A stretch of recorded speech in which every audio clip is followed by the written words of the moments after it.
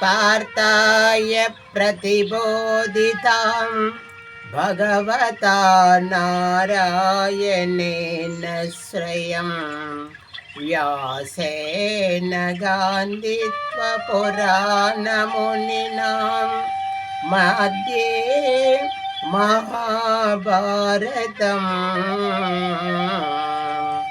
अद्वैतामृतवर्षिणी भगवती मष्टादशाध्यायिनी अम्ब त्वानुमनसन्ददामि भगवद्गीते भवदेशिनी भगवद्गीते భవదేశిని. భగవద్గీత మహాభారతం యొక్క సమగ్ర సారాంశము. భక్తుడైన అర్జున కొనార్చిన ఉపదేశమే గీతా సారాంశము. భారత యుద్ధం జరగరాదని సర్వ విధములుగా భగవానుడు ప్రయత్నించను, కానీ ఆ మహానుభావుని ప్రయత్నములు వ్యర్థమాయను. అటు పిమ్మట శ్రీకృష్ణుడు పార్థునకు సారథి అయి వచ్చను. అర్జున కోరిక మేరకును యుద్ధ రంగముల రథములు నిలిచెను. అర్జునుడు ఉభయ సైన్యముల మధ్యన తండ్రులను, గురువులను, మేనమామలను, సోదరులను, మనుమలను, మిత్రులను చూసి హృదయము గ్రహించి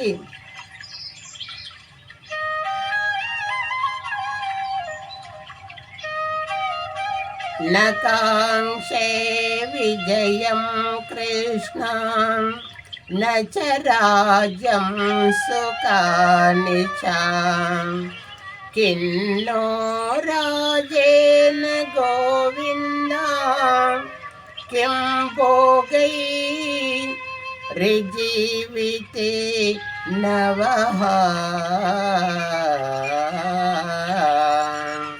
किं भोगै ऋजीविते నవః.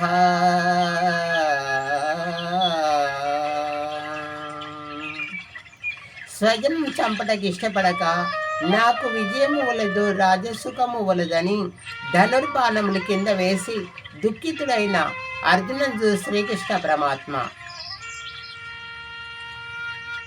అశోచానన్యశోచత్వం ప్రజ్ఞావాదాంచ భాససే గతాసు చ నానుశోషంతి పండితః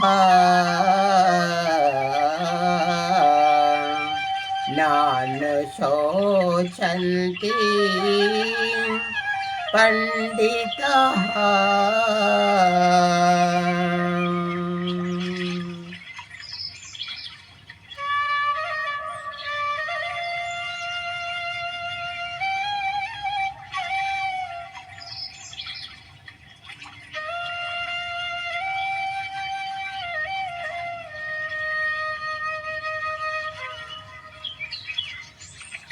దుఃఖింపదగిన వారి గురించి దుఃఖించడం అనుచితము.